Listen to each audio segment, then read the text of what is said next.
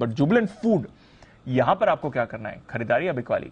Festive sales आ रही हैं, festive season आ रहा है, कैसी रहेगी परफॉर्मेंस कंपनी की, या फिर जो कॉस्ट का प्रेशर है उससे परेशानी बढ़ेगी? बुल वर्सेस बेयर, और आज बुल वर्सेस बेयर में हमारे साथ नुपुर और अरमान है तैयार। नुपुर, क्योंकि आप ट्रैक भी करती हैं इसको और आप इस पर बुल भी हैं, बताएं कैसे लग रहे हैं इसके तर्क? बिल्कुल कंजम्पशन स्टोरी का ये स्टॉक है। जैसे कि हमने देखा था कल गिरावट भी थी मार्केट में, लेकिन एफएमसीजी जैसे स्टॉक्स काफी उछाल पे थे। वहीं से अगर क्यूएसआर की भी बात करें तो वहां पे काफी तेजी है। इनफैक्ट अगर क्यूएसआर स्पेस में देखें तो जुबिलेंट सबसे स्ट्रांग है। जो स्ट्रक्चरल चेंजेस आए हैं कोविड के बाद, अब डाइनिंग से कम लोग प्रेफर करते हैं, डिलीवरी और क्विक सर्विसेज पे ज्यादा फोकस है।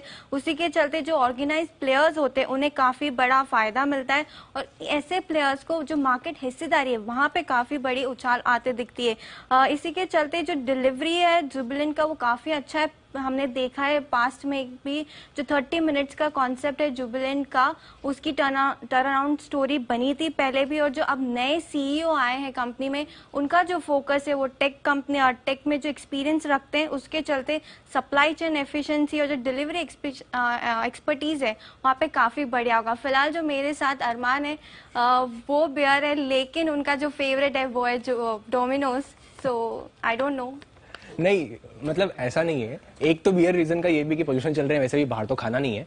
पर एक और चीज आपको बता देता हूं मैं कि आपने कंपटीशन की बात करी। कुछ ही टाइम पहले अगर आप न्यूज प्रीव्यूज जो हमारा हमेशा अवार्ड विनिंग वाला है, वहां पर सफायर फूड्स का मैनेजमेंट आया था। मैनेजमेंट ने एक बहुत ही इंटरेस्टिंग चीज बोली थी। मैनेजमेंट ने बोला था कि पहले क्या हम ये 79 और ऐसी वाली फील्ड में थे नहीं, तो उस कारण जो कॉम्पिटिशन था वो था नहीं वहां पर, और वो अच्छे गेन भी कर रहे थे। पर अब देखिए उन्होंने ये चीज बोली कि हमने जब से लॉन्च करा है तब से हमको बहुत ही बढ़िया रिस्पॉन्स मिल रहा है, क्योंकि इस स्पेस में अब हमको जो कॉम्पिटिशन पहले था ही नहीं, अब हमने क्रिएट कर दिया और डिमांड भी बहुत अच्छी मिल रही है। तो वो जो हुआ वो तो डिमांड की बात थी, वो पहले की बात है। पर अब जब इनको कंपटीशन अच्छा आ रहा है तो जो इनके पीयर्स हैं उनको बहुत ही बढ़िया बिजनेस आने वाला है। तो पता नहीं अब ये जो मार्केट शेयर है वो कितना सस्टेन कर पाएंगे। उसी के साथ साथ अगर आप देखेंगे, जैसे आपने सीईओ की बात भी करी कि सीईओ उनके जो पहले जो जिन्होंने पूरा बिजनेस बनाया था, वो जो सीईओ है वो जब रिजाइन करा था तब स्टॉक में धड़ाधड़ बिकवाली आई थी। तो एक्चुअली में जिसने जो बनाया है ना वो तो यहाँ पे इनके साथ है ही नहीं, तो फिर कैसे आगे होगा? बिल्कुल, प्रदूषण तो कल खत्म हो रहे हो। आज सुबह जैसे मैंने एंट्री ली थी, अरमान ने अपनी लिस्ट तैयार रखी थी कि वो परसों क्या लेने वाला है। उसमें सबसे पहले आई गेस डोमिनोज ही था। एनीवेज जो कंपटीशन है वो तो हर जगह होता है, लेकिन जो मार्केट है वो भी काफी बड़ा है। इनफैक्ट जो प्रोडक्ट की ऑफरिंग्स है वो भी काफी अच्छी है। कंपनी अपने टाइम पर जो मेन्यू होता है उसे अपग्रेड करती रहती है, उसमें रिवैम्प्स लाती रहती है। अब सिर्फ ये पिज्जा नहीं, कंपनी फोकस सिर्फ पिज्जा पे नहीं है। जो डंकिन डोनट्स से होंग से एकदम बिरयानी जैसे पोपे है वहां पर भी है, और जो नॉन डोमिनोज का जो रेवेन्यू वहां पे काफी अच्छी एक्सपेक्टेशन है कि वहां पे जो ग्रोथ होगी वो 100% से ज्यादा होगी। रेवेन्यू में जो कंपाउंडेड ग्रोथ पिछले 3 साल में आती दिखी है वो 10% से ज्यादा है। इनफैक्ट जो कंपनी ने जो अपने नए स्टोर्स खोलने का बोला था 250 to 300, वहां पे देखे जो एवरेज स्टोर ग्रोथ है पिछले 3 साल में वो 9% से भी ज्यादा की है। देखिए, आपने नॉन जो पिज्जा वाले की बात करी और जिसके आप एवरेज स्टोर्स की ग्रोथ की भी बात करी आपने, पर ये जो आप जिसकी बात कर रहे हैं जिसमें होंग्स और एकदम स्टोर्स हैं, वहां पर तो उन्होंने ये कह दिया है मैनेजमेंट ने कि स्टोर्स हम इसमें आगे और एडिशन नहीं करेंगे। तो आप जो नॉन बिजनेस की बात कर रहे हैं, नॉन पिज्जा बिजनेस की, तो वहां पर तो वो खुद ही स्टोर्स का एडिशन नहीं करना चाहते, क्योंकि कोविड के बाद से उन्होंने भी ये चीज कही कि जो डाइनिंग का अगर आप देखेंगे, जो डाइनिंग में जितना उनसे रेवेन्यू आ रहा है वो प्री कोविड लेवल से अभी भी काफी नीचे है। तो ऑब्वियसली आप नॉन बिजनेस की बात कर रहे हैं, जो उनका कोर बिजनेस है वहां पे कॉम्पिटिशन है, नॉन बिजनेस में उन्होंने स्टोर एडिशन बंद कर दिया। नॉन बिजनेस में स्टोर एडिशन अभी कुछ महीनों के लिए बंद है, लेकिन जो टारगेट है 250-300 का FY23 का, उस पे अभी कंपनी खड़ी है। एक्सपेंशन अगर आते हैं तो उसमें डीलेवरेजिंग की इशू होती है, लेकिन कंपनी की जो बैलेंस शीट है वो काफी स्ट्रांग है, और जो कंपनी का ROCE देखा जाए काफी सालों से तो वो 20% से ज्यादा का है। इनफैक्ट अगर इंटरनेशनल मार्केट में भी देखें, जो कंपनी के एक्सपेंशन प्लान और जो ऑपरेटिंग मॉडल है उससे काफी ज्यादा सपोर्ट आने वाला है, इसलिए जो पोटेंशियल सिनर्जीज आने वाले क्वार्टर्स में वो काफी अच्छी है। देखिए, आपने बैलेंस शीट की बात करी और मैं चाह रहा था कि आप पहले उस पर आए।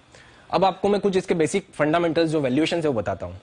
P 90 का, प्राइस बाय बुक वैल्यू 10 का, EV बाय EBITDA 35 का, और एक शायद क्योंकि आप भी सीए हैं तो आप समझ पाएंगे, कंपनी ने जो फ्री कैश फ्लो करा ना FY22 में वो करा है 500 करोड़ का। फ्री कैश फ्लो मतलब आपका जो कैश फ्लो जो आपने ऑपरेशंस करा और उसके बाद जो कैपेक्स का खर्चा करा, उसके बाद आपके पास कितना पैसा बचा।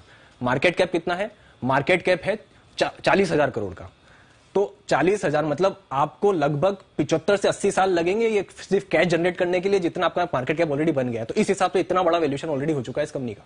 बिल्कुल, आपने वैल्यूएशन की बात की। अगर 1 ईयर फॉरवर्ड पे देखूं तो ये जो स्टॉक है वो बाकी जो कॉम्पिटिटर्स हैं उससे काफी डिस्काउंट पे, इसीलिए शायद ब्रोकरेज हाउस से जो व्यू वहां पे काफी पॉजिटिव है। सिटी ने अपना जो टारगेट है वो बढ़ा दिया, 680 का उनका टारगेट है। मॉर्गन स्टैनली का भी काफी अच्छा टारगेट है 650 के ऊपर का, और जेपी मॉर्गन ने भी अपना टारगेट बढ़ाया था 600 से 610 कर दिया।